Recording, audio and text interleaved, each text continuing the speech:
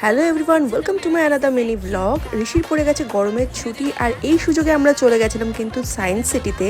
তো ঋষির কিন্তু এটা প্রথমবার যাওয়া, ভিতরে আছে অনেক কিছু। তো চলো একে একে সবগুলো দেখে নিই কি আছে। ফার্স্টে গেছিলাম স্পেস থিয়েটারে, যেখানে এরকম টাইপের একটা শো চলছিল, যেটা দেখতে কিন্তু খুব মজার। তারপর চলে গেছিলাম ইনফিনিটি ওয়েলে, যেখানে আমি সেরকম কিছুই দেখতে পাইনি।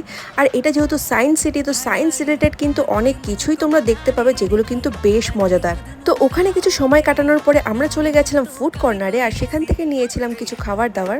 আর এই রিলেটেড ব্লগ কিন্তু খুব তাড়াতাড়ি আসতে চলেছে, তো স্টে টিউন। আর এরপরে চলে গেছিলাম আমরা একটা শো দেখতে, 3D শো এটাও।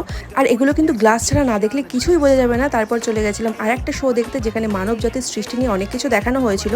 তারপর লাস্টে ছিল আমাদের এই রাইডটা, যেখানে ডাইনোসর রিলেটেড কিন্তু অনেক কিছু দেখানো হয়েছে। আর ঋষি কিন্তু এগুলো দেখে বেশ মজা পেয়েছে।